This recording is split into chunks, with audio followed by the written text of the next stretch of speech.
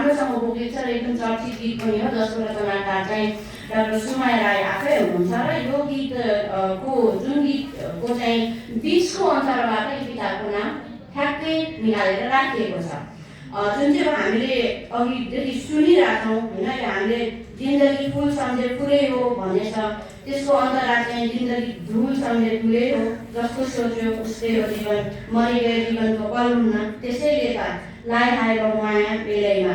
यहाँ मलाई यो उच्चारण गर्नुको पछाडि के हो भन्दाखेरि लिखित रूपमा चाहिँ माया नै भन्ने लेखेको छ, तर त्यो गीतमा यस्तो मिठो तरिकाले मुया भन्ने खालको हिसाबले आउँछ नि होइन, त्यो कस्तो एकदम मिठो छ क्या। मलाई यो गीत सुरुमा सुन्दाखेरि त्यो र त्यो सँगै आउने एउटा ठिक आएको त्यो एकदम मन परेको थियो, त्यसले मलाई यो गीत तानेको थियो। र पछि चाहिँ यो गीतको जुन चाहिँ बिचको अन्तरा ल्याएर यसरी राखियो त्यो एकदमै मलाई चाहिँ मन परेको भनौँ न यो अर्को एउटा पाटो चाहिँ। अब यतिपछि चाहिँ म अलिकति यसको विषयवस्तुतिर जान्छु है। यो विषयवस्तुको हिसाबले चाहिँ यहाँ दुईवटा कुरा राम्रोसँग भेटिन्छ। दुईवटा कुरा भनेको एउटा चाहिँ डाक्टर सुमाया राई चाहिँ कसरी डाक्टर सुमाया राई बन्नुभयो भन्ने हिसाबको उहाँको आफ्नो निजत्व कथा, उहाँको सम्बन्धहरूको कथा, उहाँको पारिवारिक कथा, उहाँको आफ्नो व्यक्तिगत भोगाई सङ्घर्ष र उहाँको एक्लो हिँडाइ, उहाँको सामूहिक हिँडाइ, उहाँको पारिवारिक हिँडाइहरूको कुरा, सङ्घर्षहरूको कुरा भेटिन्छ। र अर्को भनेको चाहिँ त्यो हिँडाइको क्रममा उहाँले एकजना व्यक्तिले आफ्नो व्यक्तिगत हिसाबले र सामूहिक हिसाबले, संस्थागत हिसाबले जुन खालको पहलहरू लिनुभयो, साहसहरू गर्नुभयो, त्यसको जगबाट उठेर चाहिँ संस्थागत इतिहासको कथाहरू उहाँले ल्याउनु भएको छ दुईवटा हिसाबले। त्यो हिसाबले चाहिँ उहाँको यो जीवनी, उहाँको नितान्त जीवनी मात्रै होइन कि त्यसले चाहिँ धेरै हाम्रो आदिवासी जनजाति समुदायभित्रको सङ्घ संस्थाहरूको कथा, विशेष गरी चाहिँ किराँत समुदायभित्रको जातीय सङ्घ संस्थाको कथा, सामाजिक सांस्कृतिक सङ्घ संस्थाहरूको कथाहरू, ती सङ्घ संस्थाहरूभित्र भएका क्रियाकलापहरू, त्यहाँभित्र रहेको कतिपय व्यक्तित्वको कुरा पनि बोल्छ। त्यो हिसाबले चाहिँ मैले उहाँलाई यो कृति पढिराख्दाखेरि एउटा चाहिँ हामीले डाक्टर सुमाया राई भनेर चिन्नुको पछाडि भएको विविध व्यक्तित्वको आयामहरू हामीले भेट्न सक्छौँ। एउटा उहाँको एकदमै राम्रो चाहिँ भनौँ न मेहनती व्यक्तित्वको रूपमा उहाँलाई देख्न पाइन्छ। अर्को उहाँ एकदमै बढी चाहिँ आफ्नो परिवारको लागि मरिमेट्ने अर्को एउटा यस्तो व्यक्तित्वको रूपमा देख्न पाइन्छ। अर्को उहाँलाई साहित्यिक व्यक्तित्वको रूपमा देख्न पाइन्छ, जसको झल्को चाहिँ हामीले यो गीतबाट पाइरहेछौँ होइन। उहाँले धेरै गीतहरू, धेरै खालको गजल साहित्य क्षेत्रमा काम गरिरहनु भएको छ। अर्को व्यक्तित्व भनेको उहाँको प्राविधिक व्यक्तित्व, उहाँ आफै मनोविज्ञानको विषयमा चाहिँ विद्यावारिधि गरेर त्यही विषयमा पढाउने गर्नुभएको छ। र यो सबै सँगसँगै हुँदाखेरि पनि उहाँले चाहिँ आफ्नो प्राध्यापनको अन्तिम वर्ष जतिखेर चाहिँ उहाँले आफ्नो अध्यापनलाई सेवानिवृत्त गर्ने, जसलाई हामीले रिटायरमेन्ट लिने भन्छौँ नि, त्यसको अन्तिम अवस्थामा आइपुगेर पनि त्यसलाई उहाँले आफ्नो पारिवारिक र आफ्नो श्रीमान, आफ्नो दाम्पत्य जीवनको लागि चाहिँ उहाँले त्यागेर जानुभएको छ भनेपछि उहाँले आफ्नो करियर मात्रै होइन कि आफ्नो पारिवारिक जीवनको लागि पनि धेरै त्यागहरू गर्नुभएको छ भन्ने कुरा चाहिँ यो किताबमा हामीले एकदम राम्रोसँग पढ्न पाउँछौँ। यति भनिराख्दाखेरि म एउटा मेरो व्यक्तिगत कुरा पनि जोड्छु। म भोजपुरबाट काठमाडौँ जब आएँ, काठमाडौँ आएपछि म यस्तो समुदाय अथवा यस्तो खालको समूहसँग म जोडिएँ जहाँ चाहिँ आदिवासी जनजातिको बारेमा कुरा गरिँदैन थियो। आदिवासी जनजाति समुदायका व्यक्तिहरू एकदम कम भेट्न पाइन्थ्यो। त्यो चाहिँ मैले कामको सिलसिलामा म त्यस्तो समुदायसँग काम गर्न पुगेँ। त्यो भनेको चाहिँ मार्टिन चौतारी हो। मार्टिन चौतारी भन्ने एउटा संस्था छ जसले अध्ययन अनुसन्धानको काम गर्छ। र त्यहाँ पुगिसक्दाखेरि मैले अध्ययन अनुसन्धानको कामहरू गरिराख्दा सिकिराख्दाखेरि चाहिँ धेरै कुराहरू त्यहाँ हुन्थे, तर मैले त्यहाँ एकदमै मेरो लागि खर्केको कुरा चाहिँ मैले म जस्तै बोल्ने, म जस्तै देखिने, म जस्तै विचार बोक्ने मान्छेहरू नदेख्दाखेरि म त्यतिखेर एक्लो महसुस गरेको थिएँ। र त्यस पछाडि मैले चाहिँ आफ्नो समुदायसँग जोडिने क्रम मैले सुरु गरेँ। सबभन्दा पहिले चाहिँ मैले आदिवासी जनजातिहरूको बारेमा निक्लिने पुस्तकहरू, लेखहरू पढ्न थालेँ। त्यसपछि चाहिँ विभिन्न खालको क्रियाकलापहरू हुने गर्थ्यो त्यो बेलामा, जुन चाहिँ नेफिङको ब्यानरमा आदिवासी जनजाति महासङ्घको ब्यानरमा हुने गर्थ्यो। ती ब्यानरहरूको कार्यक्रमहरूमा म छेउछेउमा गएर हेर्ने, त्यतिखेर एकदमै भिजिटर्सको रूपमा म धेरै ठाउँमा जाने गर्थेँ।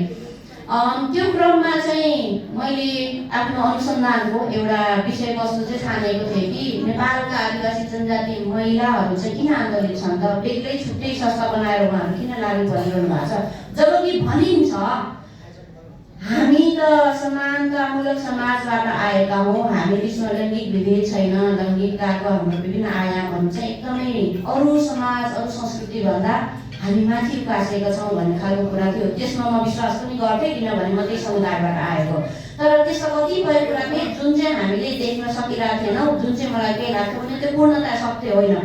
त्यही क्रममा मैले जब अध्ययन अनुसन्धानको क्रम थालेँ 65-63मा, त्यो बेला चाहिँ मैले पहिलोचोटि सुमाया राई भन्ने नाम सुनेको थिएँ। त्यो कसरी सुने भन्दाखेरि जनजाति महासङ्घमा कस्तो खालको प्रतिनिधित्व छ भन्ने हिसाबले जब समावेशिताको कुरा आयो, त्यतिखेर विविधताको कुरा आयो, संहिताको कुरा आयो, जनजाति महासङ्घ आफै पनि एकदमै त्यो बेलामा सक्रिय थियो। अनि त्यो बेलामा मैले अध्ययन अनुसन्धानकै क्रममा चाहिँ उहाँको नाम देखेँ। त्यो पनि कसरी, त्यतिखेर उहाँ भर्खरै चाहिँ भनौँ उपाध्यक्षबाट अध्यक्ष हुनुभएको थियो किराँत यायोखाको। सो त्यो बेलामा चाहिँ मलाई के लाग्यो भने किराँतका यायोखा र जनजाति महासङ्घले सँगै यात्रा तय गरेका हुन्। हाम्रा दुईटा माओ सङ्गठन भनौँ न अहिलेको हिसाबले, दुईटा माओ सङ्गठनले सँगसँगै यात्रा तय गरिराख्दाखेरि त्यो बेलासम्म जनजाति महासङ्घको सचिवालयसम्म पनि महिलाहरू पुग्न एकदमै गाह्रो थियो। भनेको त्यो संरचना नै खडा हुन गाह्रो हामी परिरहेको थियो। भर्खर हाम्रो महिला अघिल्ला व्यक्तित्वहरूले चाहिँ एकदम त्यसमा चर्को स्वर उठाएर उहाँहरूले चाहिँ के संरचना खडा गरेर उपस्थित हुनु भइरहेको थियो। त्यो बेलामा किराँतमा यायोखाले एकजना महिला अध्यक्ष पहिलोचोटि पायो, जुन चाहिँ नेपालको सन्दर्भमा खोलिएका आदिवासी जनजातिहरूको सङ्गठनहरूमध्येमा पहिलो महिला अध्यक्ष हामीले पाएका थियौँ। त्यो भनेको चाहिँ फेरि महिलाहरूकै लागि खोलिएको संस्था बाहेक है, महिलाहरूले खोलिएको संस्थामा पुरुष अध्यक्ष अथवा प्रमुख हुने कुरा त भएन। त्यो हिसाबले मलाई त्यो बेलामा उहाँ एकदमै अग्रणी व्यक्ति थियो, जसले चाहिँ एउटा संस्था हाकिरहनु भएको छ भन्ने हिसाबले चाहिँ मैले चिनेको थिएँ। र तर त्यो हुँदाहुँदै पनि उहाँसँग मेरो व्यक्तिगत रूपमा धेरै भेटघाट यस्तो खालको चिनाजानी भएन, जसको कारणले पनि आज मलाई यहाँ बोल्नलाई सहज पनि भएको छ भन्ने म महसुस गर्छु। र जनजाति महासङ्घको पहलमा पहिलोचोटि चाहिँ एउटा महोत्सव भएको थियो त्यो 2063 सालमा। त्यतिखेर एकदम भव्य भएको थियो त्यो कार्यक्रम, झाँकीहरू, जुलुसहरू, खानाको महोत्सव, त्यहाँ धेरै स्टलहरू, धेरै खालको क्रियाकलापहरू भएका थिए। पहिलोचोटि मैले त्यस्तो एकदम उत्सवमय हाम्रो जनजातिहरूको कार्यक्रम जहाँ सबै मान्छेहरू एकदमै आफ्नो जातीय पहिचानमा चाहिँ उभिएको देखेको थिएँ काठमाडौँ आएपछि। सो यो किताब पढेपछि मलाई थाहा भयो कि त्यसको चाहिँ रैथाने खानाहरूको समन्वय संयोजनकारी भूमिकामा चाहिँ हाम्रो डाक्टर साहब हुनुहुन्थेछ होइन। सो त्यो हिसाबले पनि यो किताब पढिरहँदाखेरि कतै न कतै उहाँले हिँड्नुभएको पाइलाहरू चाहिँ मैले पछ्याइराखेँ कि भन्ने पनि मलाई एकदमै त्यो अपलब्धको फिल पनि भयो, महसुस भयो। नत्र हामीले प्रायः जस्तो यस्तो खालको कृतिहरू खास गरी बौद्धिक भनिने ज्ञान गुणका कुराहरूमा चाहिँ आफू जस्तै लाग्ने व्यक्तित्वहरूलाई कम हामीले चाहिँ पछ्याइरहेका छौँ कि भन्ने खालको त्यो पदचापहरू कम भेटिन्छन् भनौँ न। त्यो हिसाबले चाहिँ मैले भेटेको हिसाबले पनि मलाई चाहिँ एकदमै यो किताब एकदम तान्यो भनौँ न होइन। त्यो हिसाबले चाहिँ उहाँको अब यो धेरै व्यक्तिगत निजी कुराहरू अघि नै हाम्रो डाक्टर साहबले भनेर गइसक्नु भएको छ। म त्यतातिर अलिक कम नै म गर्छु। तर उहाँको भन्नुपर्ने कुरा चाहिँ के हो भन्दाखेरि चाहिँ मलाई लागेको चाहिँ मसँग पनि अलिकति उहाँले जब आफ्नो कलिलै उमेरमा धरानमा बिहे गरेर आउनु भएपछि चाउमिन पहिलोचोटि देख्दाखेरि उहाँ एकदम त्यो हुन्छ नि अनभिज्ञता अथवा त्यो कौतूहलता त्यहाँदेखि उठेर अहिलेसम्म नेपालको राष्ट्रिय अन्तर्राष्ट्रिय क्षेत्रमा उहाँले जसरी आफ्नो काम, आफ्नो योगदान, आफ्नो सङ्घर्षहरूको मार्फतबाट चिनिन सक्नुभएको छ, त्यो कुरा चाहिँ एकदमै मलाई चाहिँ सराहनीय लागेको।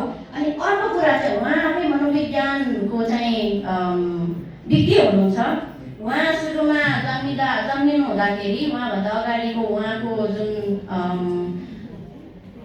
अघि जन्मिनु भएको आफ्ना अघिल्ला सन्तानहरू उहाँको बाबाआमाको उहाँहरू चाहिँ अल्पायुको भएको हुँदाखेरि उहाँलाई चाहिँ बेग्लै नाम दिएको थियो र उहाँलाई त्यसैलाई पछि कन्भर्ट गरेर सुमाया भनेर भन्नुभयो होइन। त्यो बेला चाहिँ यस्तो नाम दिन्छ कि जुन चाहिँ दलितहरूको अहिले भन्दाखेरि जसलाई हामीले आजाद भन्छौँ उहाँको नामहरू राख्ने। अनि उहाँ चाहिँ उल्टो जन्मिनु भएको रहेछ क्या महत्त्वपूर्ण कुरो। त्यो मैले कहाँ जोड्दैछु भने उल्टो जन्मिनु भएको मान्छेलाई चाहिँ हाम्रो यथाको अन्धविश्वास भनौँ अथवा मान्यता भनौँ, त्यसलाई जे भने पनि यो एउटा हुन्छ नि, त्यसलाई के लागेको भन्छ हामी यहाँ, यो विभिन्न ज्यान अररिने खालको रोग लाग्छ नि, अथवा त्यस्तो खालको त्यो केही क्षण हुने, त्यसमा चाहिँ उल्टो जन्मिएको मान्छेले लात्ताले हिर्काउँदाखेरि चाहिँ निको हुन्छ भन्ने एउटा छ। अनि उहाँलाई चाहिँ उहाँको आमाले सानोमा त्यो लात्ताले हिर्काउन लगाइराख्नुहुन्थ्यो होइन। अब त्यसलाई हामीले जसरी हेरे पनि त्यहाँबाट हुर्केर आएर उहाँ आफै चाहिँ पछिल्लो समयमा मनोविज्ञानको चाहिँ विज्ञ हुनुभएको छ होइन। त्यो कतै न कतै जोडिएको मैले चाहिँ त्यो पनि मलाई एकदमै इन्ट्रेस्टिङ लागेको कुरा भनौँ न। र अर्को कुरा उहाँको लेखनमा चाहिँ एउटा एकदम निश्चलता झल्किन्छ होइन, एकदम मनैदेखि भन्नुभएको कुरा सरल भाषामा एकदम इमान्दारिताका साथ। नत्र यस्तो जीवनीहरू चाहिँ बढी जसो आफ्नो पक्षमा बढी कुरा भन्नलाई जोड गरिरहेको हामीले हेर्छौँ। उहाँको उसमा चाहिँ म जस्तो छु त्यही हो भन्ने हिसाबको केही न केही इमान्दारिताको त्यो झलकहरू देखिन्छ होइन, जुन कुरा चाहिँ मान्छेहरूको लागि एकदम राम्रो हो। अनि अर्को उहाँको दयालुपन भन्ने अथवा अनुग्रहीपन त देखिन्छ कि उहाँ सँगसँगै जिन्दगीमा जोडिनु भएको व्यक्तित्वहरूलाई उहाँले एकदमै बढी स्थान दिएर त्यो आफ्नो अनुग्रहीपन चाहिँ उहाँले अभिव्यक्त गर्नुभएको छ होइन, जुन चाहिँ हामीले कमै पाउँछौँ यस्तो खालको जीवनीहरूमा। त्यो हिसाबले पनि उहाँको निजी कुरालाई चाहिँ मैले यहाँ जोडेर अलिकति सार्वजनिक कुरा गर्न चाहन्छु, उहाँको सार्वजनिक जीवन र संस्थागत सङ्घर्षको कुरा।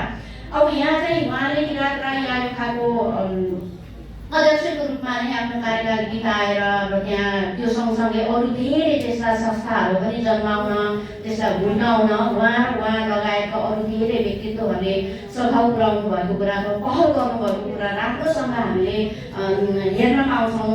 अनि अर्को कुरा भनेको चाहिँ मलाई महत्त्वपूर्ण लाग्यो किराँती भूमि, किराँती सम्पदा होइन, किराँती संस्कार सांस्कृतिक हाम्रो जति पनि सम्पदाहरू छ तिनको चाहिँ रक्षार्थको लागि, तिनको विकासको लागि, संरक्षणको लागि चाहिँ उहाँको आफ्नो कार्यकालबाट नै त्यस्तो कामहरू सुरु गरिएको छ होइन। अर्को महत्त्वपूर्ण कुरा भनेको चाहिँ अहिले हामीले प्रदेश 1 हो कि कोशी खारेजी भन्ने लगायतको कुराहरू गरिरहेछौँ। त्यो पनि उहाँ जब अध्यक्ष बनेर आउनुभयो 6औँ अधिवेशनबाट, त्यो बेला नै किरात स्वायत्त प्रदेशको खाका उहाँहरूको आफ्नो टिम बसेर उहाँहरूभन्दा अगाडिदेखि त्यसलाई चाहिँ अलिकति त्यो खाकाको परिकल्पनालाई चाहिँ पूर्ण रूपमा दिने प्रयास गरेर उहाँको पालामा आइसकेपछि त्यसलाई कम्प्लिटली चाहिँ अभ्यासमा लगियो।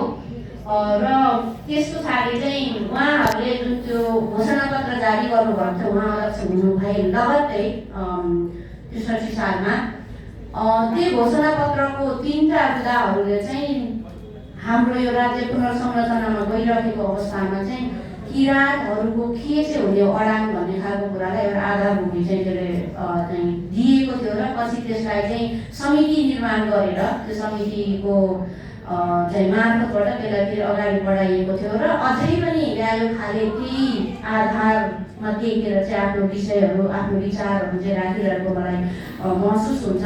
भनेको यो संस्थाको उहाँको आफ्नो जीवनको कुरा गर्दाखेरि नेपालको राजनीतिक सांस्कृतिक विभिन्न खालको कालखण्डमा उहाँ र उहाँको संस्थाले गरेको, उहाँले नेतृत्व गरेको संस्थाले गरेको धेरै कुराहरू हामीले देख्न पाउँछौँ। अर्को एउटा कुरा मलाई महत्त्वपूर्ण लागेको कुरा चाहिँ के थियो भने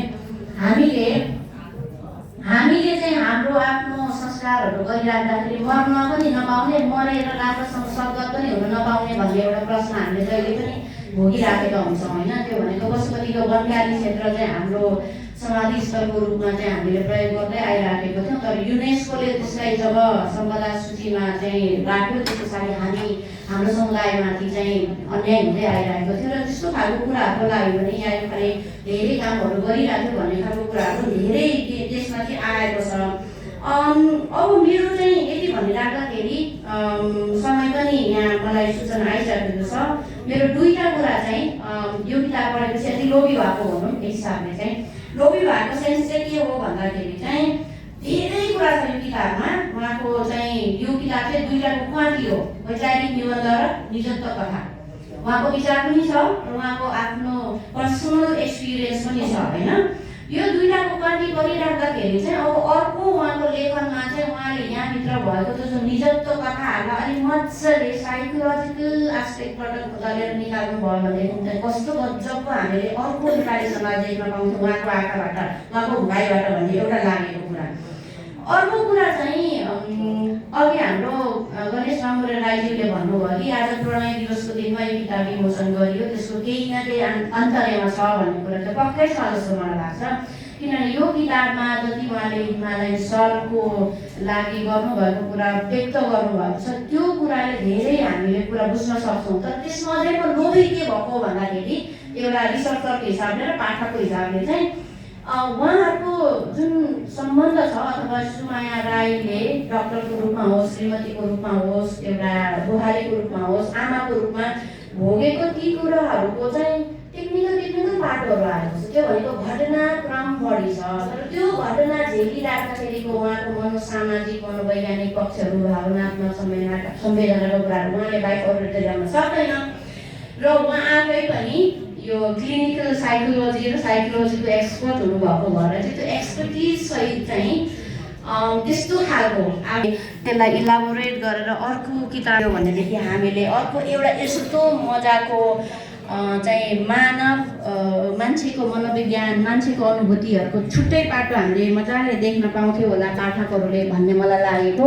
आई होप मैले धेरै एक्सपेक्टेसन राखे पनि पुरा हुन्छ होला। हाम्रो डाक्टर साहबलाई मैले यति भने। सो यहाँ सबैजनालाई मलाई यति लामो समयसम्म सुनिदिनु भएकोमा धन्यवाद। र